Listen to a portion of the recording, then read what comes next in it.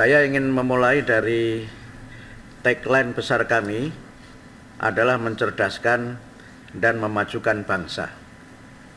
Ini kami ambil dari tujuan negara yang termaktub dalam pembukaan Undang-Undang Dasar 45 dan juga sering sekali dikutip oleh Bapak Presiden Prabowo, yaitu mencerdaskan kehidupan bangsa dan memajukan kesejahteraan umum.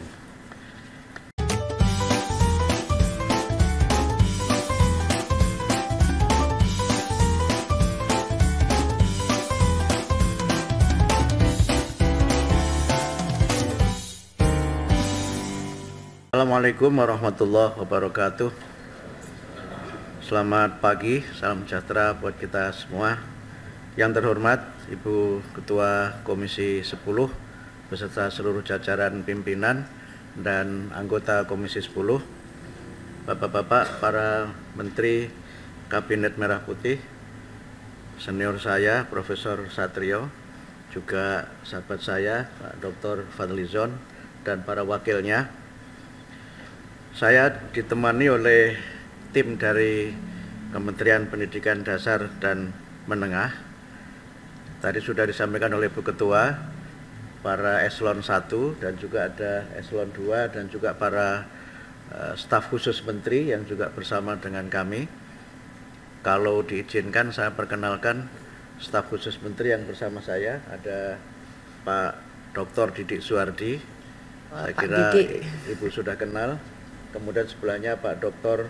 Mukhlas Rawi, di sebelahnya lagi Pak Arif Jamali MPD, dan yang berikutnya Bung Ma'ruf El Rumi. Saya ingin menyampaikan secara singkat saja beberapa hal yang menjadi program Kementerian Pendidikan Dasar dan Menengah, dan mungkin juga sudah banyak informasi-informasi yang beredar di masyarakat terkait dengan apa yang akan kami lakukan. Bahkan juga sudah banyak tuntutan dari masyarakat padahal kami belum lama bekerja. Ini menunjukkan betapa harapan masyarakat sangat tinggi terhadap Kementerian Pendidikan Dasar dan Menengah. Saya ingin memulai dari tagline besar kami adalah mencerdaskan dan memajukan bangsa. Ini kami ambil dari tujuan negara yang termaktub dalam pembukaan Undang-Undang Dasar 45 dan juga sering sekali dikutip oleh Bapak Presiden Prabowo, yaitu mencerdaskan kehidupan bangsa dan memajukan kesejahteraan umum. Visi besar kami di Kementerian Pendidikan Dasar dan Menengah adalah pendidikan bermutu untuk semua. Ini kami ambil dari Undang-Undang 20/2003 tentang hak warga negara.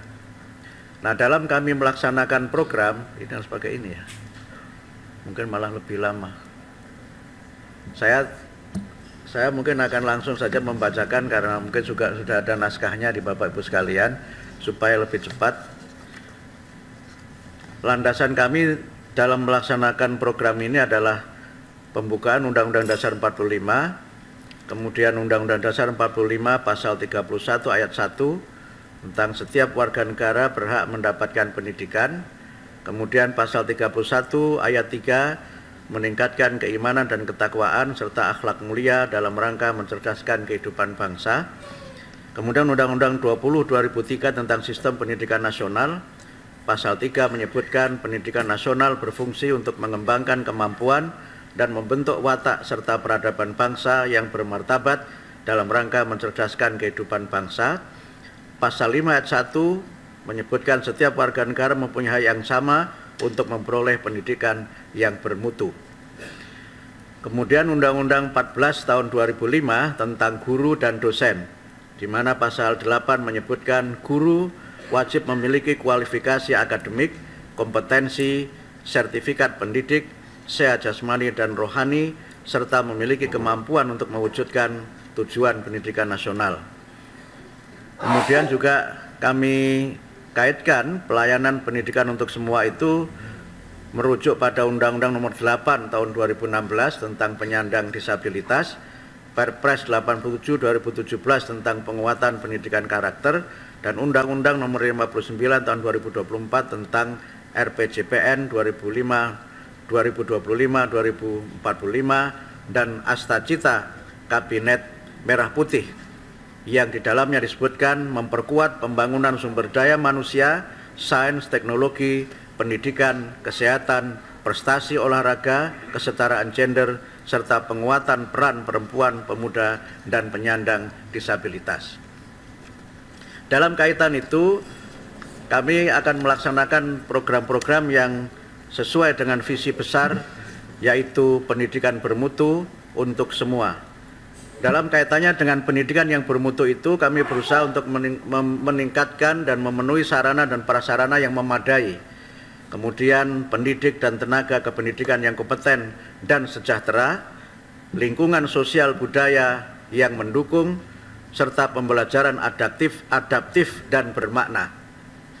Kemudian untuk pendidikan untuk semua, kami berusaha untuk memenuhi kesempatan pendidikan bagi seluruh warga negara dengan ketersediaan layanan pendidikan yang merata, kemudian pembiayaan pendidikan yang afirmatif, layanan pendidikan yang inklusif, serta pengembangan talenta unggul.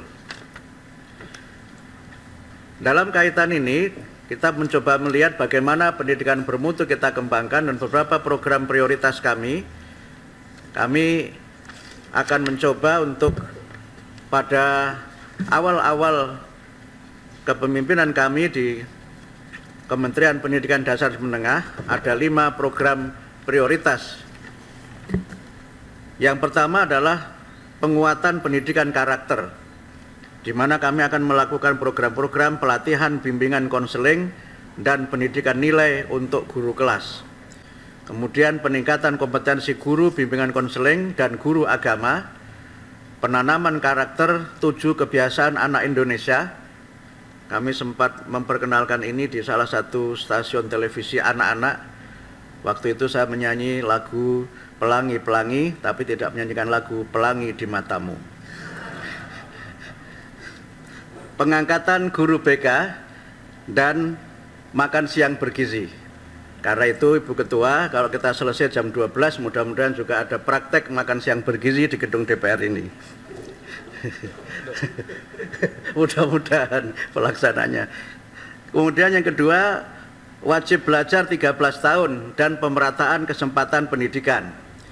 Kami akan ada 2 program besar, yaitu afirmasi pendidikan yang diselenggarakan oleh masyarakat dalam bentuk rumah belajar, pendidikan anak usia dini, pendidikan jarak jauh, dan lain-lain.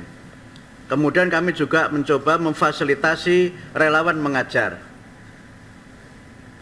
Yang ketiga, peningkatan kualifikasi, kompetensi, dan kesejahteraan guru yang meliputi peningkatan kualifikasi D4 atau D1, karena banyak guru yang belum memenuhi Undang-Undang Guru dan Dosen untuk kualifikasi minimal D4 atau S1, kemudian pelatihan kompetensi guru, dan peningkatan kesejahteraan melalui sertifikasi. Nah, poin C ini yang kami insya Allah nanti akan sampaikan itu pada peringatan Hari Guru Nasional pada beberapa minggu yang akan datang. Kemudian yang keempat adalah penguatan pendidikan unggul, literasi, numerasi, dan sains teknologi. Itu meliputi pendidikan matematika, sains, teknologi sejak usia dini.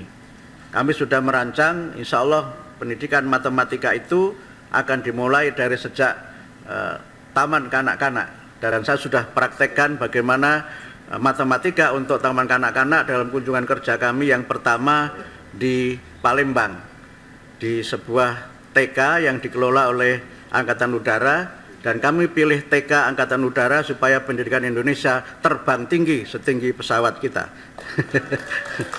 Saya didampingi oleh Bu Ketua Komisi 10 pada waktu itu. Kemudian pendirian sekolah unggul dan pengembangan sekolah unggul. Kemudian yang ketiga, penguatan pendidikan vokasi, kejuruan, dan pelatihan. Yang kelima, pemenuhan dan perbaikan sarana dan prasarana pendidikan. Ini sangat banyak sehingga tidak perlu kami sebutkan.